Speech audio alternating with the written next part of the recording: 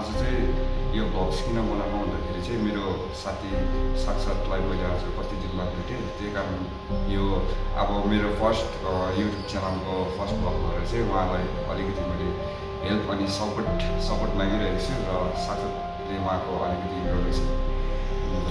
नमस्कार।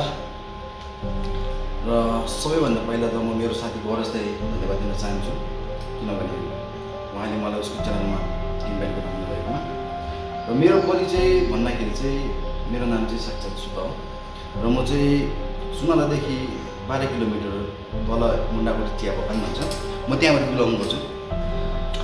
अनि मेरो प्रोफेसनल भन्दाखेरि चाहिँ के हो भने म चाहिँ एउटा बिजनेसम्यान पनि हो। म एउटा सानो बिजनेस गर्छु। अनि म अहिले घरि चाहिँ चोलामण्डलम इन्भेस्टमेन्ट फाइनेन्स कम्पनीमा नयाँ गाडीमा म अहिले फाइनेन्समा कार्यरत छु।